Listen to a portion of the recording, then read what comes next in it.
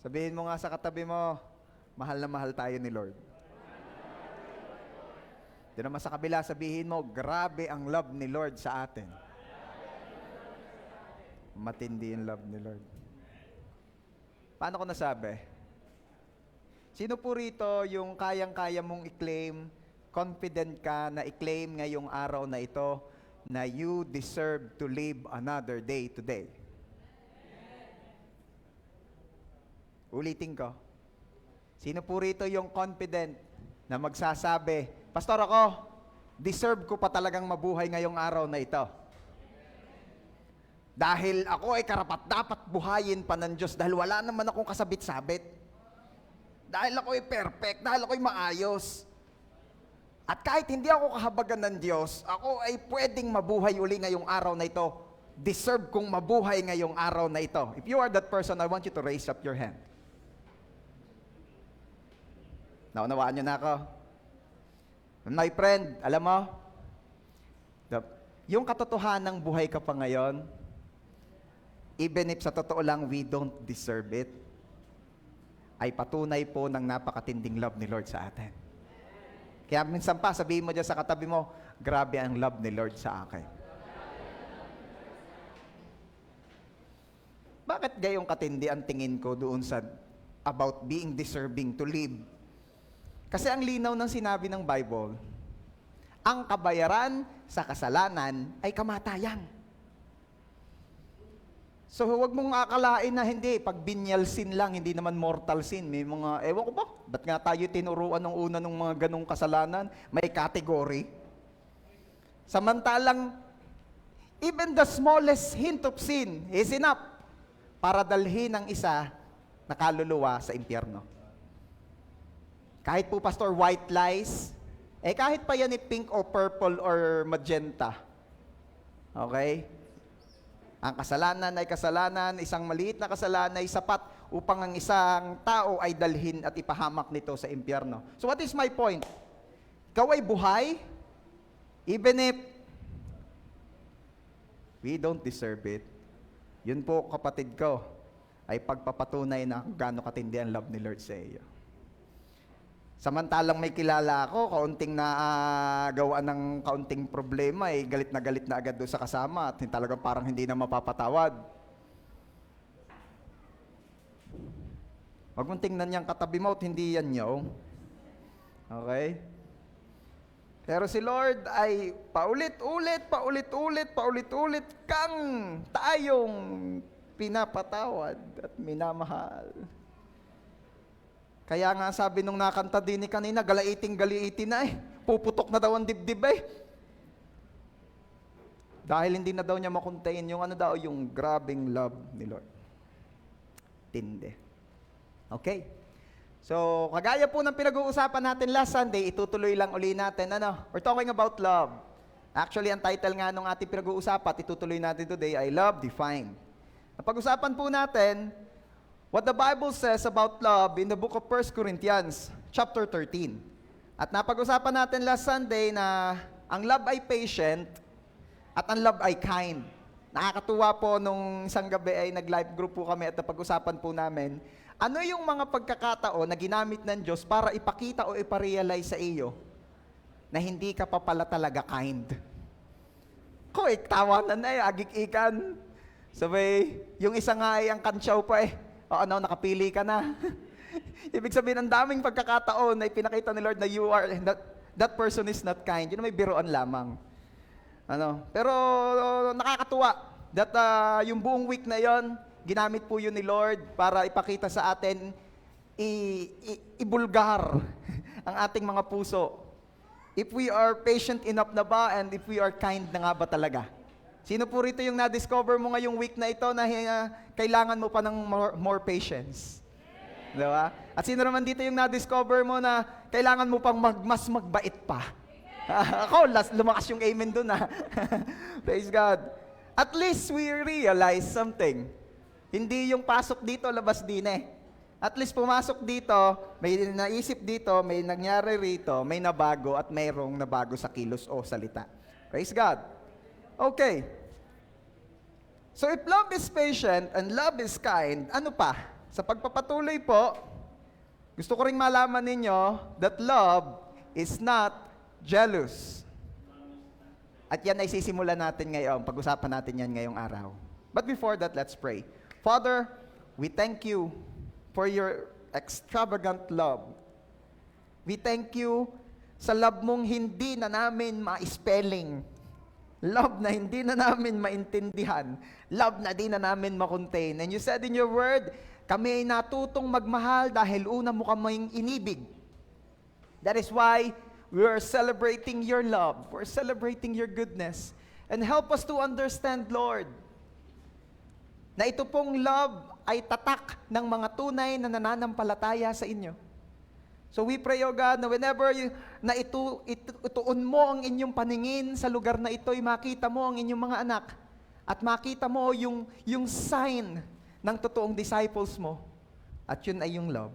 O Lord, we pray, teach us to love the way you love us.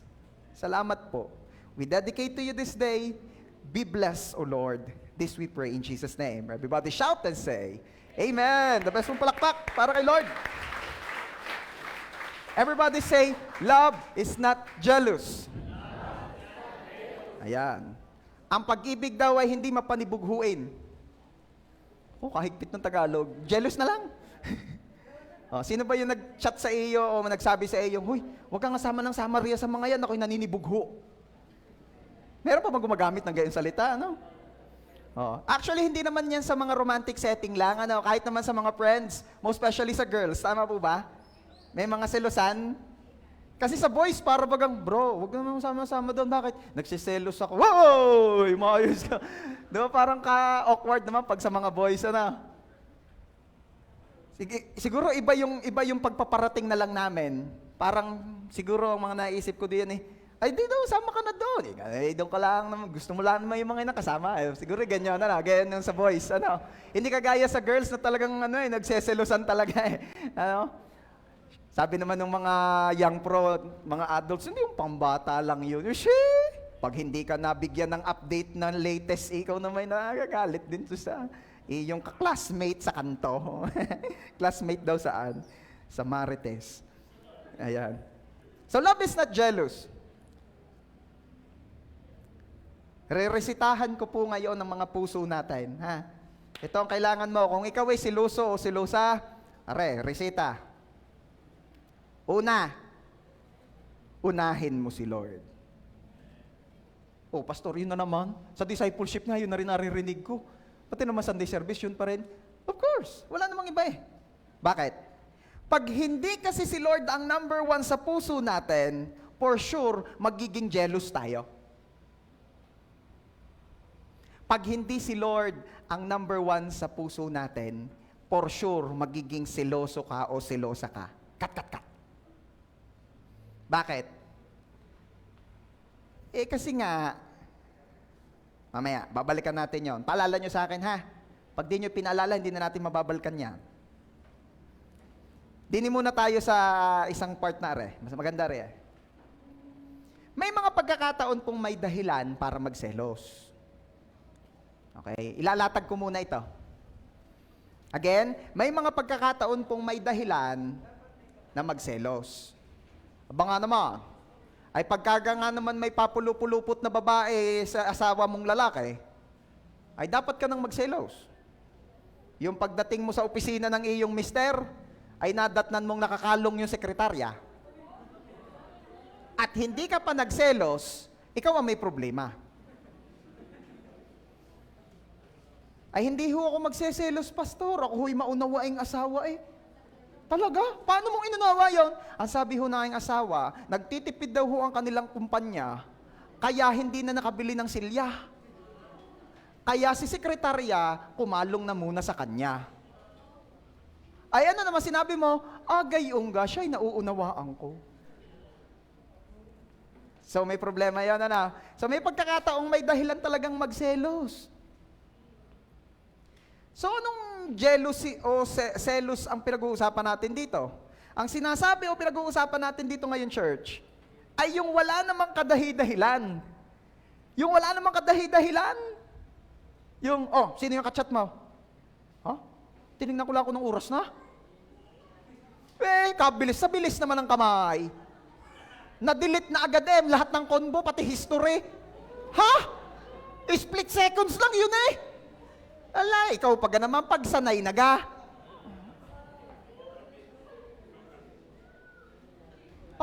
Ilan gang nagamit mo ngayon? Naka-good item ka ata Talagang tinudo mo ata Bakit ka? Alay, hindi. Binabaligtad mo pa. Ikaw talaga na may sadyang yung mga lalaki, napakababait. Nadamay pa si pastor. Amen. Mabait nga kami. Kinurate. Sinabi nung pinag-initan. Hindi, joke lang. Okay. Ang pinag-uusapan natin dito, yung laging insecure. Ang iniisip ay may ginagawang masama yung isa. At ang tendency maging possessive. No wonder nagawa yung lumang kantang, sinasamba kita, higit pa sa iniisip mong iniibig lang kita. Ano kang tono no? Hindi ko alam Hindi ko alam ang tono Sinasamba kita. Yung ganito no? Higit pa sa kita, sinasamba kita. Yun ba yun? Hindi ko alam ang tono Tiniray ko before, mali ang tono. Nagiging possessive. Dinig ka lamang. Aba, paano ako magtatrabaho? Basta ikay dito? Kung saan ka na naman pupunta, sasama ka na naman sa mga tropa mong BI? Ang pinag-uusapan po natin dito ay yung mga chronic na selosa. Ano pag sinabing chronic? Sakit na, malala. Nasaan ka? Nandin Saan din Picturean mo. Pinicturean ko na. Ayan na, anin mo yung picture na yan. Isesend ko. Nasaan ka ngayon? Kasi send ko lang. Andini pa.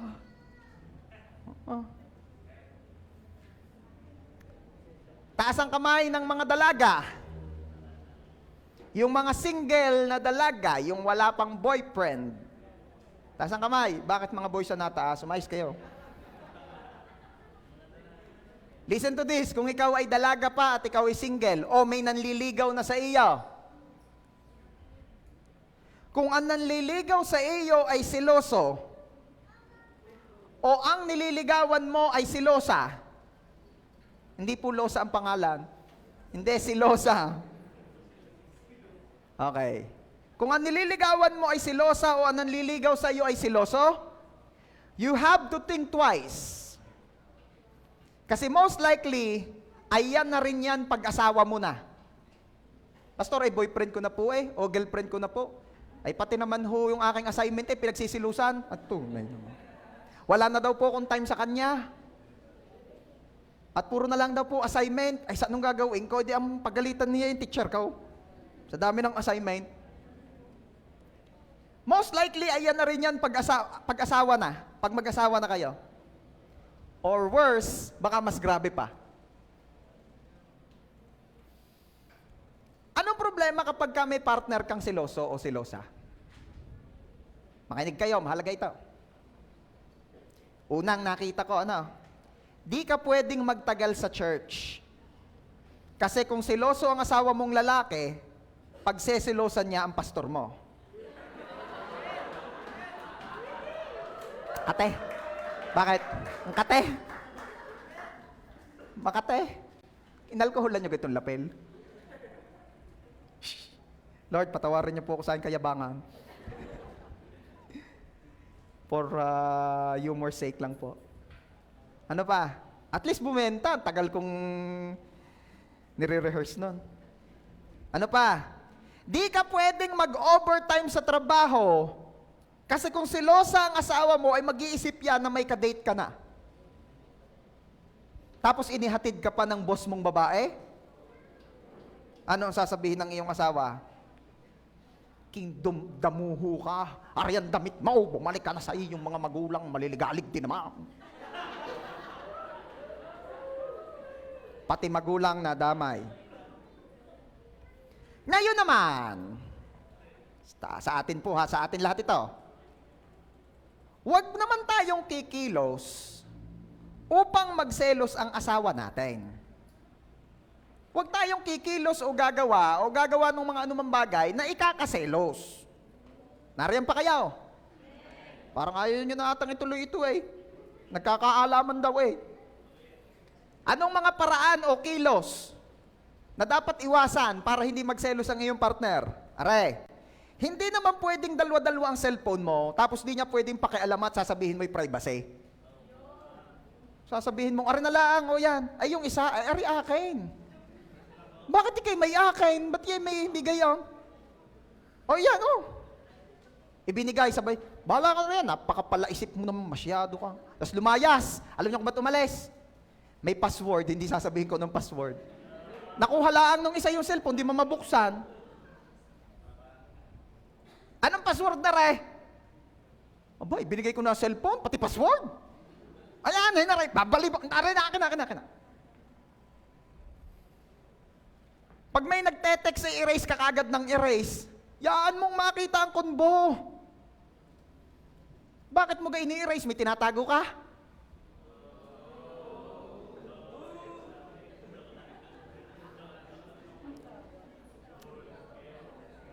Closing prayer na tayo. Lord, patawarin niyo po ang life group ko. Ah! Okay. Pag may nagte-text o yung nag-PPM, ini-erase mo agad. Bakit? Wala naman po yun, pastor. Ayaw ko lang pong siya mag-isip ng kung ano. Akala mo ga, parehas lang naman yun. Parehas lang yun. Yung matagpuan niya ang konbo nyo, at yung hindi niya makita, pero alam naman niya nagkaka-chat kayo, parehas lang mapapag-isip yun. Kasi pag natagpuan, bakit nakikipag-chat pa aray, samantalang ayaw akong kausapin at busy daw siya. Pero nakikipag-chat. Sino kaya ka-chat mong yan? Ala, may nakabatch ko lang nung high school. O ano naman ngayon, ano pinagchat-chatan nyo, ano ganyan? Araw-araw na lang may reunion? Araw-araw na lang homecoming? Hindi, alay nangungumusta lang. Eh ako'y kanina pa nagtatanong sa iyo kung kamusta ka, di ka man lang naimik. Alay, napaka-ligalig mong asawa. Maligalig na agad. Ay bakit yan? Kita ko kahaba-haba ng chat sa iyo. Ba't hindi ka naliligaligan? Tama nga si pastor. O ano na naman sinabi ng pastor mo? Sama ka na sama daw.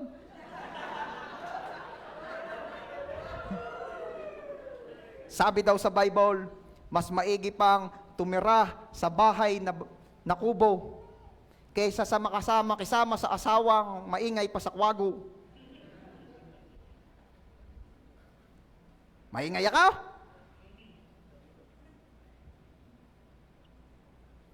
Hayaan daw nating maging bukas tayong libro sa ating partner.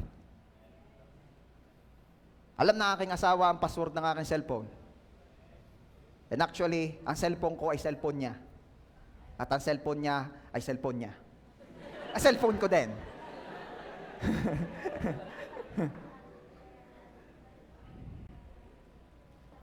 Maging bukas. Kaya asawang babae, kailangan alam mo ang password ng cellphone ng asawa mong lalaki.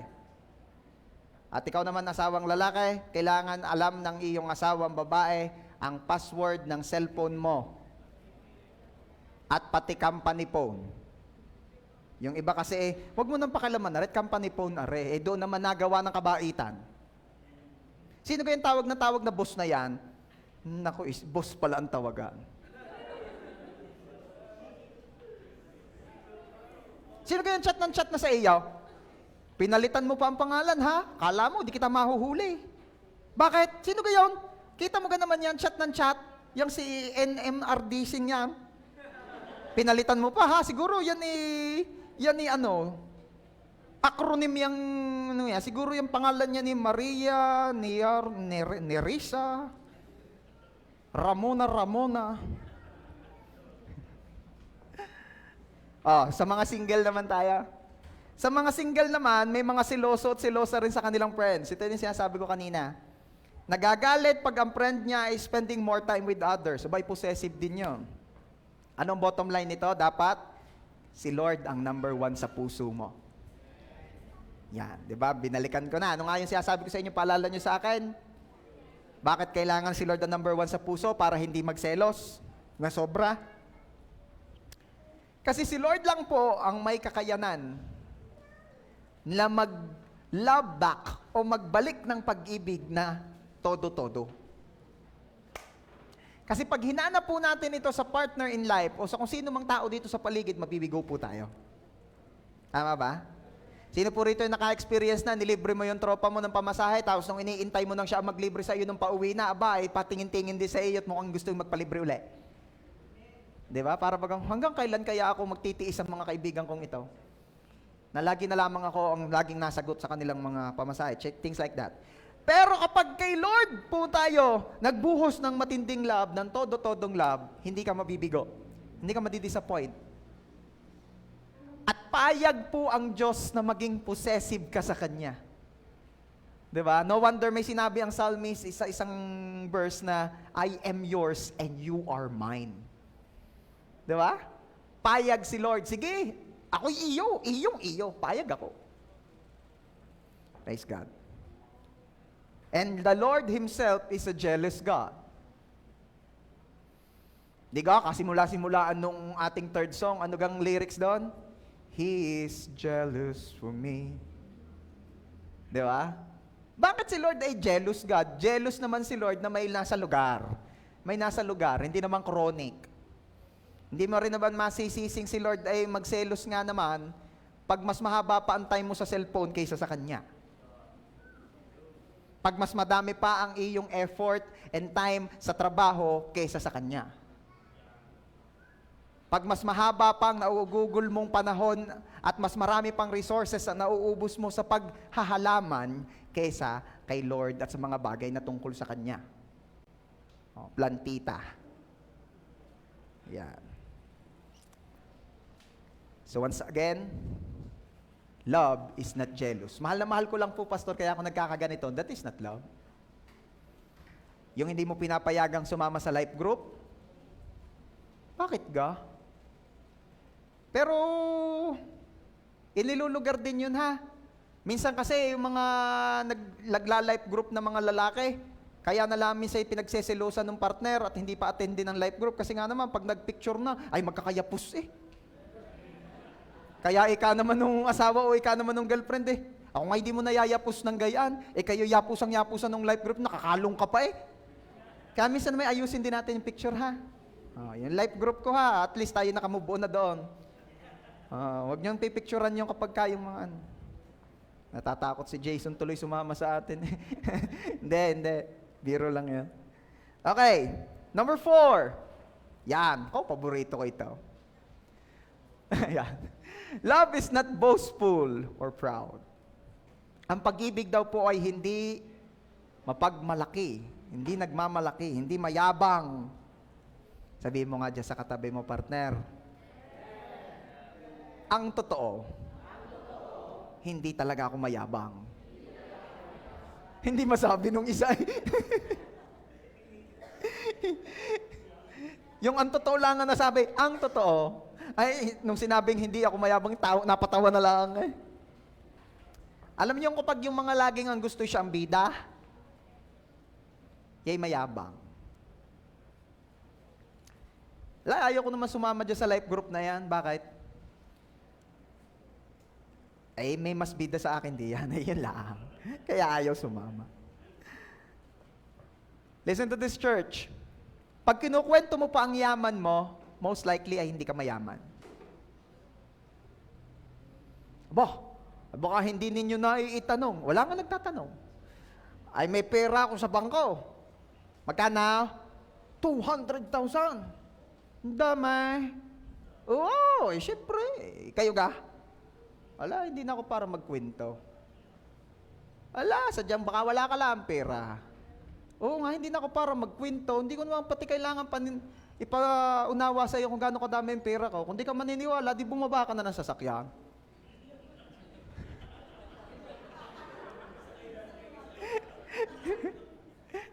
Ay, nakikisakailangan pala dun sa niyayabang. Hindi pa maniwalang walang pera. Baba na! Oras sa 10,000, mag-commute ka. Kayabang pa rin. Ano ba? Pag lagi mo pa rin kinukwento yung mga achievements mo, most likely hindi mataas yun. Hindi ko makakalimutan. Ay, nung kami elementary, ako'y fourth honor. Boy, kagaling mo naman. Apat naman kami sa classroom. Pag lagi mo pang kinikwento ang achievements mo, most likely ay hindi mataas yun. Bakit? Ang tunay na mayaman, hindi yan magkukwento kung magkano ang pera niya. Kaya kapag may kilala kang panay pa ang kwento ng kayamanan niya, hindi yun mayaman. Yun lang ang meron siya. At yung kakaunting yun, ay pinagmamalaki pa. At ano sabi ng Bible diyan? Yung napagkatiwalaan sa kakaunti, pagkakatiwalaan sa marami. At ang hindi napagkatiwalaan sa kakaunti, yung kakaunting meron siya, kukunin pa sa kanya. Kaya kung may kakaunti, wag mo ipagmayabang. Baka makuha pa sa iyo, kakaunti na nga. Ang mga matitindi, ang naabot na achievements, di na niya ikukwento sapagkat yung achievements na niya mismo ang magkukwento para sa kanilang sarili. Alam niyo, yung pabuhat nung simula na hanggang ngayon, na kami magkasama ng aking asawa, ni minsan hindi niyan binabanggit sa akin yung mga achievements niya nung siya ay napasok. Yan po kasi ay valedictorian nung gumraduate ng high school. At consistent dean's lister nung college hanggang nakilala ako. Ano ibig sabihin? Hanggang doon na lang. Wala na eh. May BI na eh. Nawala sa focus ng pag-aaral. Kaganda na ng track record eh. Pinupuyat ko. Kaya wag niyo akong gagayahin ha. Kung pinagpe-pray niyong makagraduate with flying colors yung inyong nililigawan o yung inyong girlfriend, lalo't kung yung magdidentista, ha? Wag na kayo magtingin di at dalawa kayo. Ay di, wag mong puyatain. Ha? Para makapokus sa pag-aaral. Ako'y pinupuyat ko eh. Kaya sabi nung isa, patawa-tawa, kaya ako hindi ko hutuon chinatcha. Saka na ho pag nakagraduate na. Dahil ang sabi po ni Lord sa kanyang salita ay, if it is your time, you will make it beautiful. And if it is your time, you will do it swiftly. Lamang ang may alam sa Biblia. Dahil inia-apply. Magman's effort yung karibal. Yung isa na may nananangan sa salita at mga pangako ng Diyos. Maniwala ka sa akin, mamaya pa eh. Yun ang sasagutin. Alin doon sa dalawa, pastor, yung inuuna si Lord. Ayoko na masyadong pahabain, baka makapagbanggit na ako ng mga pangalan. Kung cum laude ka, wag mo nang ikwento kasi kakalat na yan. Pastor, against po ba kayo doon sa nagpapagawa ng tarpaulin?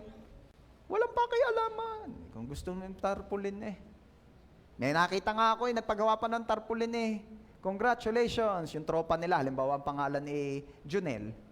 Congratulations, Junel Ariola, for graduating as compadre. Ay, compadre, tropa. Donated by friends. Kababait. Di mo kailangang ikwento kasi kakalat na yan. Ngayon naman, kung gusto mo lang namang i-share yung achievement mo kasi hindi mo makontain yung biyaya ni Lord sa iyo at gusto mong si Lord ay maparangalan. Diba? Do it in such a way na ginagawa mo yun kasi gusto mong itaas si Lord. At hindi upang tanggapin ka nila o maging bida sa mga tao. Meron kasing parang ang tunog ay nagbibigay ng glory kay Lord pero sa dulo ay nagbibigay ng glory sa sarili. Bibigyan ko kayo na example.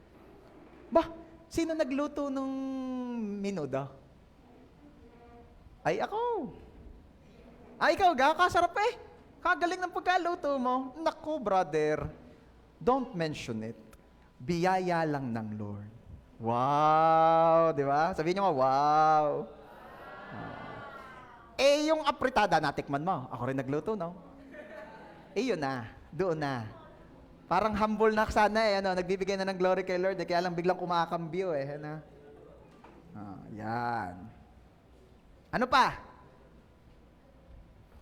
Alam nyo bang proud din pala kapag laging gusto mong ikaw ang iintindihin? Proud din pala, o pride din pala yung gusto mo pag gusto mong ikaw lagi ang iintindihin. Yung grabe ang need na maging tama. Sabi mo nga dyan sa katabi mo, partner. Pride din pala yun.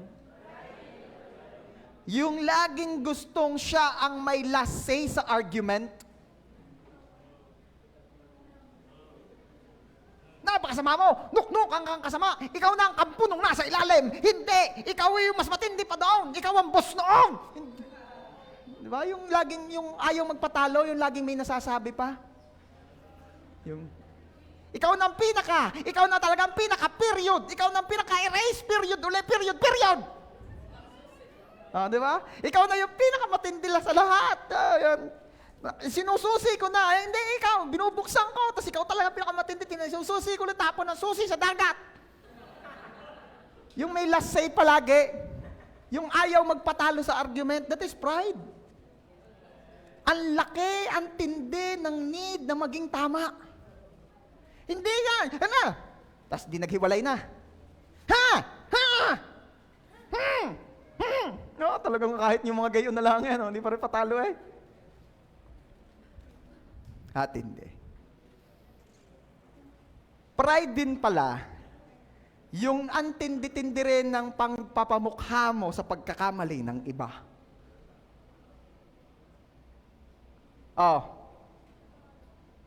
Ay di nasunog na nga. Di kaya sabi ko sa iyo, hinaan mo. Hindi mo ako naintindihan. Di kaya sinabi ko sa iyo, hinaan mo. Tumingin ka din eh. Hindi mo naintindihan, di kaya sabi ko sa iyo, hinaan mo. Hininaan mo ga? Hininaan ko naman. Hininaan mo, ba't nasunog? Hindi mo hininaan. Pag hindi mo hininaan, ikaw ang susunod ko, isusunogin. Ayan, di ako magaling, sa gayaan. Kaya sasabi ko sa iyo, lagi ka makikinig sa akin dahil di mo nga alam wala kang alam. O di ikaw na nga all-knowing, hallelujah to your name.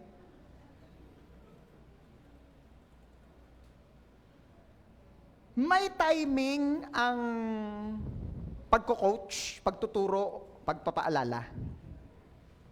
Isa sa napansin ko, ang perfect timing ng pagpapaalala, pagtuturo, o pagko-coach sa mga bagay-bagay sa buhay ay kapag kalmado ang sitwasyon.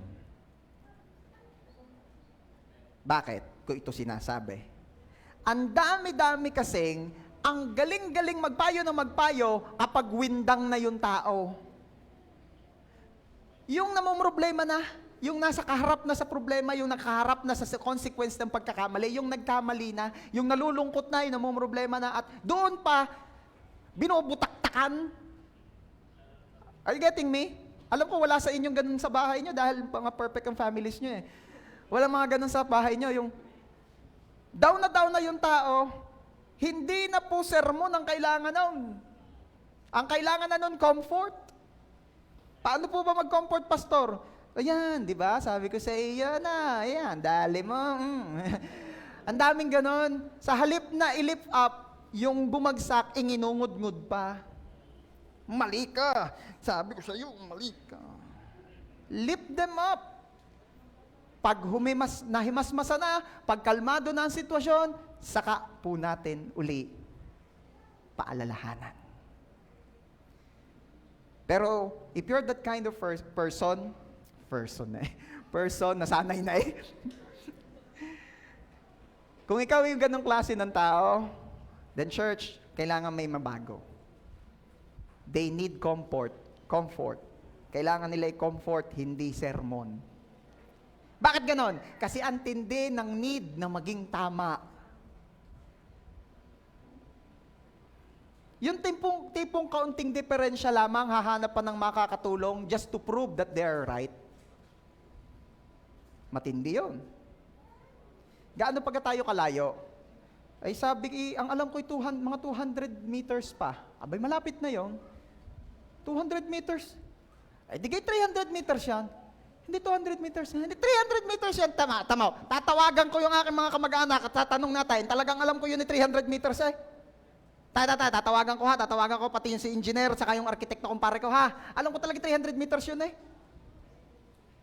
Alam niyo, yung tipong ganun, yung mang-aabala pa ng isang buong nayon just to prove you wrong. Nasa isip-isip mo naman, what's the point of this argument? Manalo ka man ngayon dito sa usapang ng ito, what's the point? Ba't ba gigil na gigil? Yung may mga anteng? Alam niyo kayo may anteng? May anteng sa gigil. Yung mga hindi naman nakapagtapos ng jurisprudence ay atornihin. Parang yung lumang palabas dati, na kapag may katwiran, ipaglaban mo.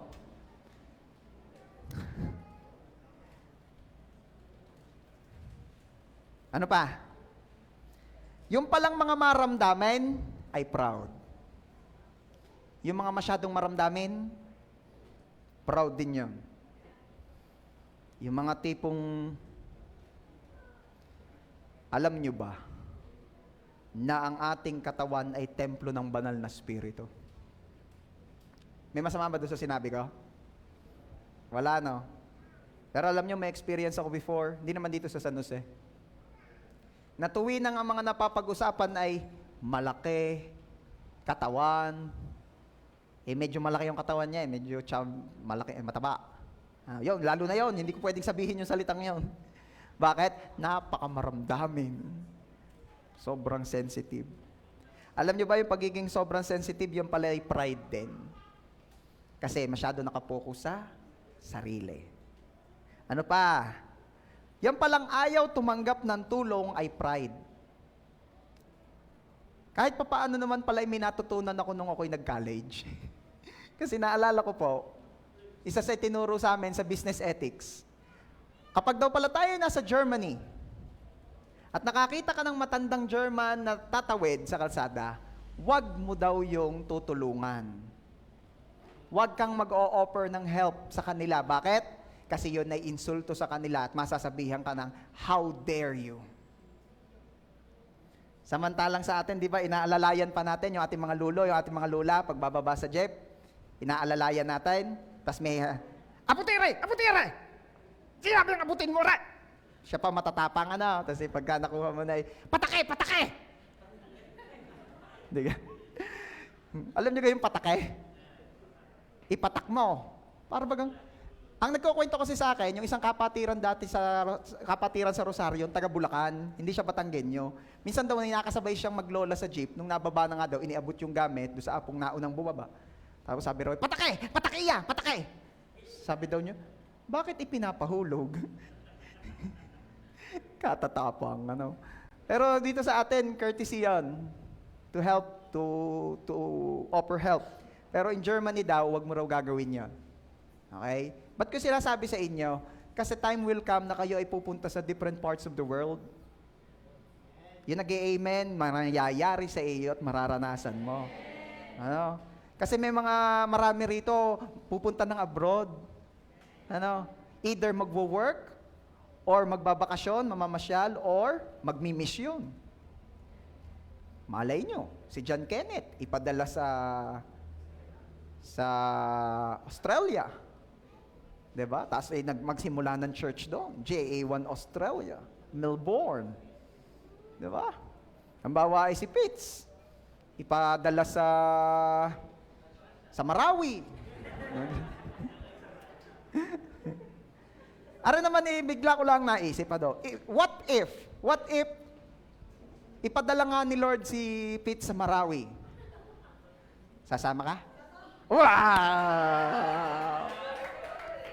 Pakasalan mo na agad. Sa Afghanistan. Sasama na, parang sasama. Sa Iraq. Iwan, sasama. Praise God. Ako pinabe-bless Diyos sa dalawang yan. Yan yung mga nagla-life group. Pagka daw magkasama yung pinag-uusapan paano makakapag-life group, katindi. Palakpakan naman natin si Lord sa buhay ng mga yan. Ang tawag doon ay Christ-centered and discipleship-centered relationship. Katindi. Sabi, hindi tayo magpapakasal hanggat hindi nagiging life group leader ang mga life group natin, ha? Sabi ni Pitsi, oo, ay ano pa iniintay natin? Kanta magla-life group na. Hindi na daw makantay. Praise God. Yan. So pag ayaw tumanggap ng tulong, kahit kailangan na ng tulong, yun ay pride. Yung nalulunod na, hinagisa na ng salbabida. Ayaw, sabi, yak! Lifeboat! Ayoko nan! Choosy pa, mamamatay na. Anong tawag doon? Pride. Okay? Ayos na yun. Number 5. Love is not rude. Ang pag-ibig daw ay hindi magaspang ang pag-uugali. Ibig palang sabihin, pag lumalakad po tayo sa pag-ibig, dapat pala itinuturing natin ang ibang tao ng may paggalang, may courtesy, at may good manners. Naalala ko. Yung amin pong kapitbahay, nagpa-renovate ng bahay. To make the long story short, syempre nagpa-renovate, may mga manggagawa. Yung mga manggagawa ay may mga smokers na manggagawa. Aba, ay pagtingin ko doon sa aming bakuran, ay puro upos na sigarilyo. Doon pinipitik sa amin. Pipitikin ko. Aba, ang dami doon upos na sigarilyo. Mamaya may makapasyal sa inyo doon. Di ka na may pastor. Aba, ay nakamalboro pala kayo.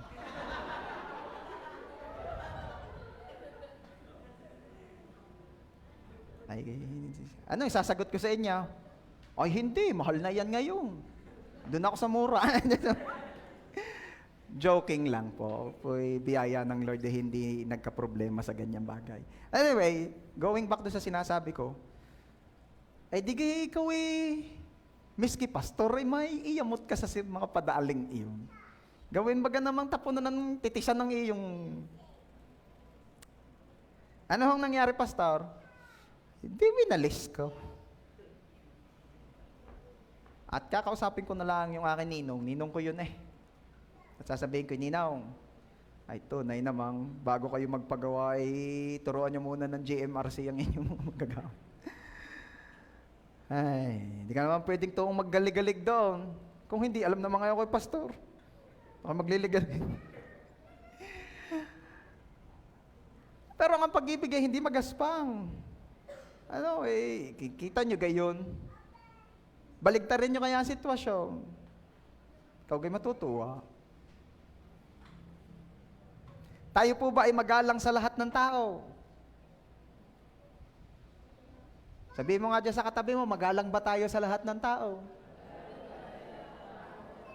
Kabait-bait sa pastor. Sa teacher, napakabait lalo in Jesus' mighty name. Lalo na sa ina. Lalo na sa asawa. Mga mister, paalala lang po, ang asawa po natin ay asawa, hindi aliping namamahay. Okay? Sa iba lang ba gusto nating i-impress? Yung iba lang ba ang gusto nating i-impress habang binubulyawan naman natin ang iba? Another question na marirealize tayo is this: kailangan pa bang sigawan ng iba para lang ipakita na mas mataas ka?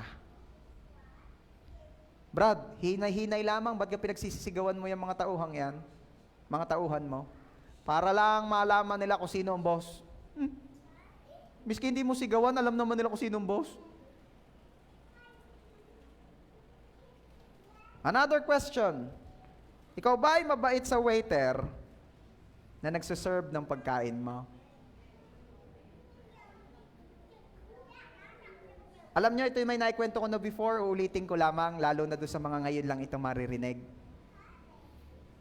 Isa sa mga ginawa kong style or approach sa paghahanap ng mga leaders, kasi di ba, you all know, or maybe yung iba rito hindi alam, na I came here sa San Jose na meron ng church.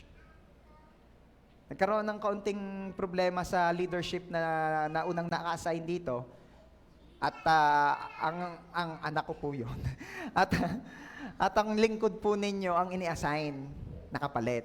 Ayan. To make the long story short, dumating po kami rito, hindi ko alam kung sino ang mga leaders. May mga nagsasabing siya daw ang leader. Medyo kinakabahan ako sa ganun eh. yung wala ka pang sinasabi, Pastor, ako nga pala leader dito. Okay. Sige, kalma ka lang. Okay, leader ka, kalma ka lang. Yan. And isa sa paraan po na ginamit ko, yan, aking share sa inyo, to choose leaders, to choose the ones na mga sa tingin ko makakatulong ko ay to bring them sa isang kainan, to treat them, and to observe how they will treat those who will serve their food. Alam niyo na, yung mga naisama ko nung una, alam niyo na. Tinitingnan ko kung kayo ano. Minakita ko ito, maligalig. Maligalig. Ano ka naman, boss? Katagal naman ng ketchup. Ay, yung ketchup, may bayad na ka rin yan. Malaki naman ang pinagbago. Huwag mong kalibitin si John, hindi si John yun. Hindi yun si John. Yang poging yan, yang kalmang yan, hindi si John yun. Sasabihin ko na, si Bieber yun, si Bieber. Joke lang. Okay. Bakit ko yung ginawa? Kasi, makikita mo na agad eh. How they will treat yung nagsaserve ng pagkain. Meron daw isang pangyayari na yun daw waiter, nagkamali ng isinerve. Binulyawan daw ng customer, ipinahiya. Alam nyo, pag uwi nung customer, masakit ang tiyan. Ano kayong ginawa ng waiter? Di ko alam. Sino nakakita na ng isang video clip sa Facebook na napaka-maldita nung umorder ng steak? Nakita niya yan? E di binalik at ayusin daw yung order niya, ipinasok naman ng waiter. Tapos sabi sa mga kasama sa kitchen, tatagalogin ko na lang nga, English eh. Mga tropa, may mabait tayong customer. Kailangan daw ay i-improve ang order niya. Sige, improve natin. Sabi nung isa, sige, lagyan natin ng Parmesan cheese. Tapos kinamot yung ulaw. Laglagan yung balakubak. Sabi nung isa, lagyan natin ng yung mga sprout, yung ganyan. Tapos bumunot ng balahibo. Iyaw, sari-sari na.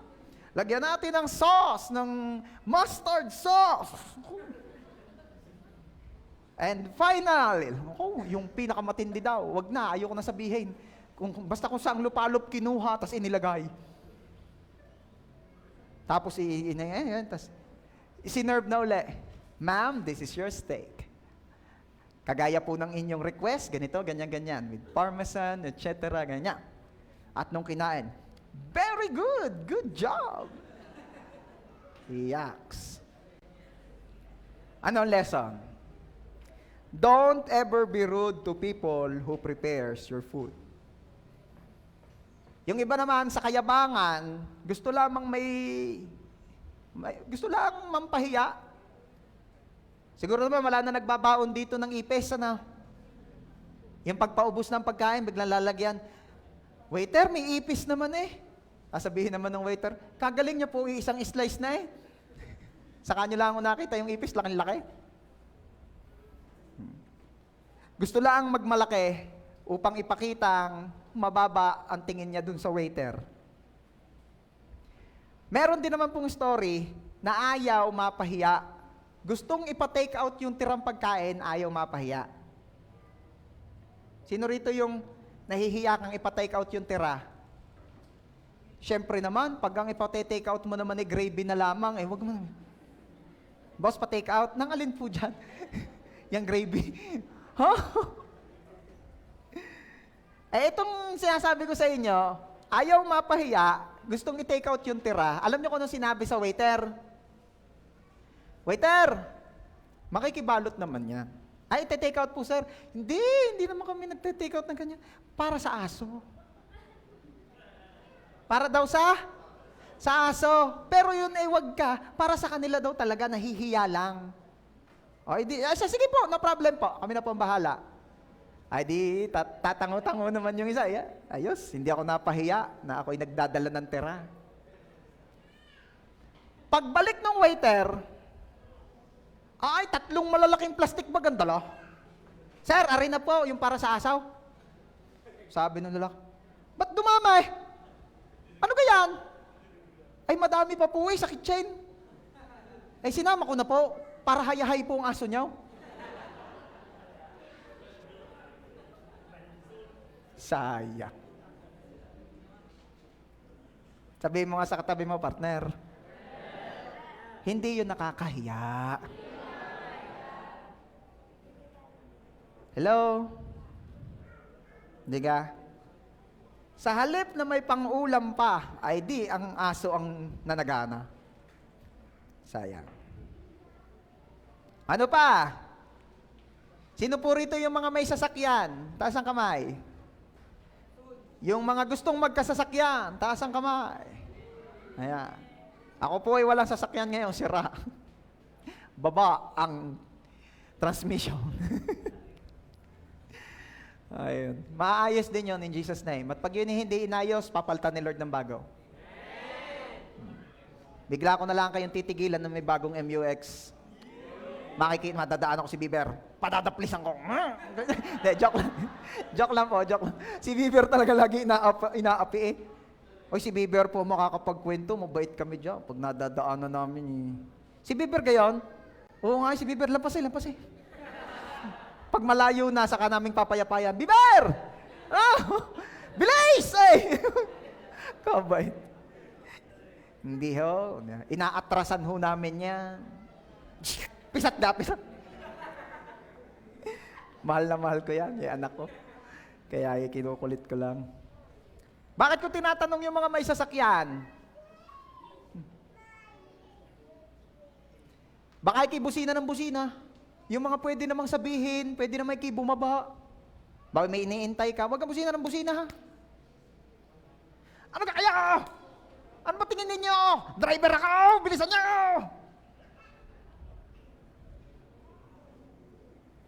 Wag busina ng busina. Kung ikaw ay may sinusundo, wag busina ng busina, ikaw ay bumaba, o kaya mag-chat o mag-text, nandini na ako. Hindi yung busina ng busina.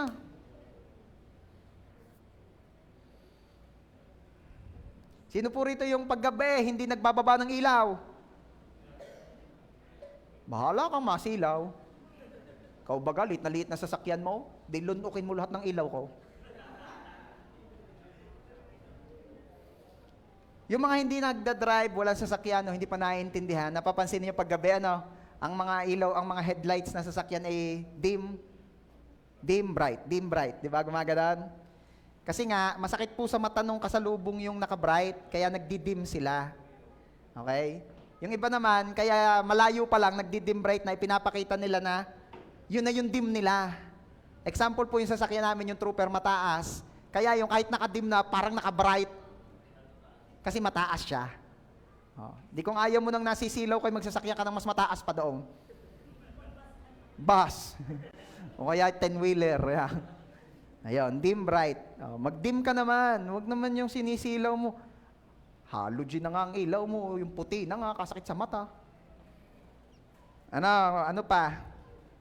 Ano pa yung rude? Ano pa yung magaspang?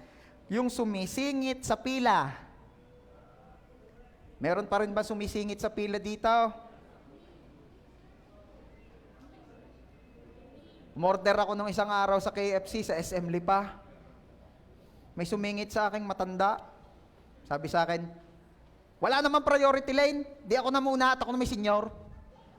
Hindi ko maintindihan sa puso ko kung pagbibigyan ko dahil senior o hindi ko pagbibigyan dahil ang rude. Ano po, Pastor, ginawa ninyo? Tinulak ko. Hindi. Pinagbigyan ko, syempre. Alam nga namang makipaggilgilang ka pa doon. Sige na. Order na kayo. Pati ako order mo. Hindi, joke lang yan. Order mo, pati ako. Pero yun ay ang rude. Minsan naman kasi, di ba, we have our rights. But we can claim our rights nang hindi naman rude. Hello? Yung ganun sinagi ka na, talsik ka eh. Bakit ka? Ano ba yun? Ba't mo ko tinulak? Una ako buntis. Parang minsan hindi mo na malaman kung pagbibigyan mo dahil buntis o hindi mo pagbibigyan dahil ang rude. Hello? Again, we have our rights. We can exercise our rights, pero wag lamang in a rude way. Hello? Sabi mo nga dyan sa katabi mo, hindi na ako magiging magaspang. Yan. Praise God. May natututunan ka kaya? Palakpakan natin si Lord. Okay. So as we end, lagi po nating tandaan that love is kind. It does not envy. It is not proud. It is not rude. What else? Di na natin naisama pero siguro sa mga susunod na araw mapag-usapan natin. Love is also not self-seeking. Hindi nito pinipilit ng sariling kagustuhan. And love is not easily angered. Pag-ibig hindi rin magagalitin. And it keeps no record of wrongs. Ang pag-ibig daw po ay hindi nagtatala ng mga pagkakamali. Kaya wag na laging hysterical at historical. Yung ibigay ang. Okay? And love never fails. Alam niyo ba, church, na mga katangian na ito ay hindi emotion at hindi feelings sapagkat ang pag-ibig po ay choice. Sabihin mo nga, ang pag-ibig ay choice. Pwede mong piliing lumakad ng may pag-ibig o pwede mo ring piliing hindi magpakita ng pag-ibig at all. So, kailangan nating magdesisyon. Love is a choice. Kailangan nating pumili at piliin natin kung ano ang tama. Piliin po nating magpakita ng kabutihan, magpakita ng love sa lahat. Sa lahat. Okay? Praise God. So, pwede bang maimbitahan ng bawat isang tumayo?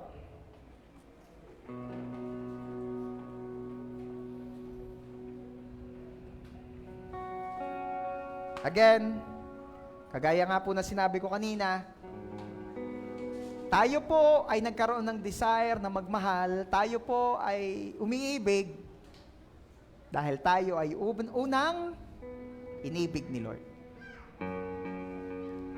And maaaring may mga ilan dito nagsasabi, Lord, ang prayer ko po ay yung mas lalo pa po akong maging loving person. Kagaya po ng mga napag-usapan last Sunday up to this Sunday, mas maging maibigin po ako. Gusto ko po yun. Alam niyo ba kung paano yun ma-achieve? By accepting yung love na ino-offer ni Lord sa atin every day. Tanggapin mo ang pag-ibig ng Diyos. Receive the love of the Lord. At sa pagkakataon lamang yon, sa pamamaraan lamang na yon, magiging able din tayo to love the way the Bible describes what love is all about. So once again, church, let's celebrate the love of the Lord. Tanggapin mo ang pag-ibig ng Diyos. Maybe some of you here ay hindi pa ganun kakilala si Lord o hindi mo pa ganun ka-close si Lord o gusto mo pang mas makilala pa si Jesus, mas maramdaman pa yung love niya. If you are that person, I am inviting you to close your eyes. I am inviting you to close your eyes and to bow down your head. At habang nakapikit ka, hihilingin ko sa Diyos na may ipakita sa iyo na isang scene, isang bagay, isang sitwasyon na magpapaalala sa iyo ng pag-ibig ng Diyos. Again, if you want to receive this amazing love ni Lord na ino-offer sa iyo, I want you to close your eyes. And as you close your eyes, hihingin ko kay Lord, itong bagay na ito, ipakita sa iyo, na magpapaalala, magpapaunawa sa iyo, that He loves us. Holy Spirit, habang nakapikit po ang aming mga mata, hinihiling po namin sa inyo sa pangalan ng Panginoong Jesus. Holy Spirit, show us the cross. Holy Spirit, show us the cross. Ipakita nyo po yung moment na yon. Ipakita nyo po sa aming lahat ang moment na yon. The moment when our Lord Jesus died sa cross.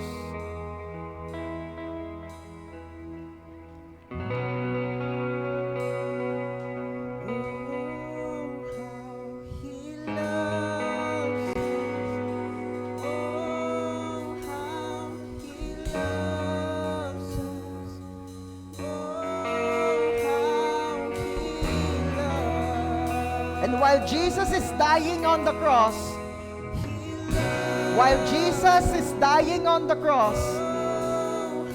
He's looking at you. While Jesus is dying on the cross, He's looking at you.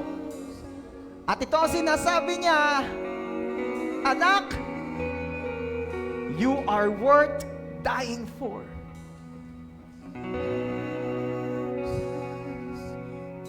I love you this much that I am willing to suffer, I am willing to die just to save you. Just to save you.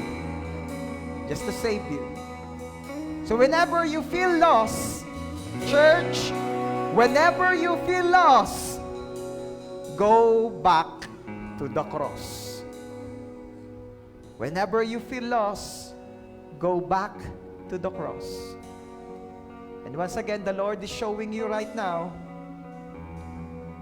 Jesus hanging on the cross and saying, I love you this much.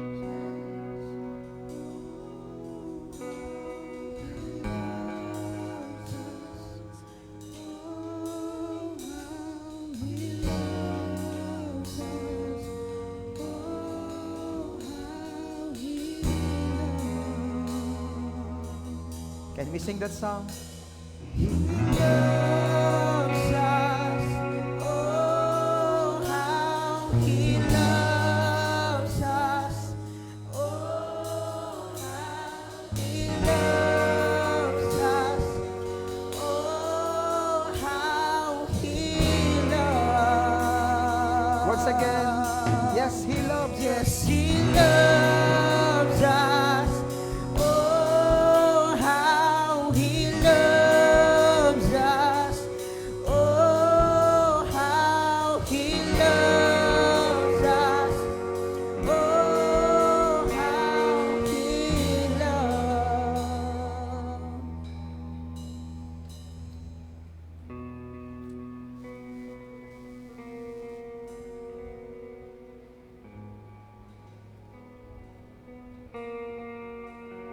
For God so loved the world that He gave His only Son, that whosoever believe in Him will not perish, but will have eternal life. For God so loved the world. Ganon po tayong kamahal ng Diyos, na even before the action, before showing that love, nilinaw niya na hindi lang niya tayo basta mahal, He loves us so. Kung ikaw yung taong akala mo walang nagmamahal sa iyo, then you're wrong. Because God loves you so much. If you feel alone, if you feel na nag-iisa ka sa buhay, the Lord is reminding you right now, never kang nag-iisa, because I am with you and I am for you and I love you this much. Once again, the Lord is showing you the cross. I love you this much You are worth dying for. You are precious in my sight. You are my treasured possession. You are love. You are love. You are love. You are love. So right now, lahat ng gusto na tumanggap ng pag-ibig ng Diyos, yung mas higit pa sa kung ano man yung tinanggap mo before. Come on. I want you to raise up your hands towards heaven and receive this love. Receive this truth. You are love. You are love. Maging lahat ng nasa live, I want you to know, you are love. The Lord loves you so much. You are love. You are love. Receive. Receive the love. Love. Love. Oh, Yeah, loves us. Oh, how He loves us. Oh, how He loves us. Oh, how He loves. yes, the Lord loves you so Yes, much. He loves us. Oh, how He loves us. Oh, how He loves us. Oh, how He loves. I am declaring and releasing the love of the Lord sa inyong pamilya in Jesus' name. I am releasing and declaring the love of the Lord within sa iyong mga katrabaho, sa iyong mga kaklase in Jesus' name. I am declaring and releasing the love of the Lord sa relasyon yung mag-asawa, sa relasyon yung mag-boyfriend-girlfriend, sa relasyon yung magkakapatid, sa relasyon ng anak at ng magulang. I am releasing love, declaring love sa bawat community ng ating kinabibilangan. I am releasing and declaring love sa ating mga life groups in Jesus' name. Oh Lord, if grace is an ocean, we are all sinking. And we believe, oh Lord, that your love is overflowing right now sa buhay ng bawat isa. Receive the love of the Lord. Receive the love of the Lord. This we pray in Jesus' name. Amen. Amen. Pwede ba? Bago ka maupo, lumapit ka sa 7 tao. Again, bago ka maupo, lapit po tayo sa 7 tao at sabihin mo, mahal na mahal ka ni Lord. Go! 7 tao, sabihin mo, mahal na mahal ka ni Lord. God bless you.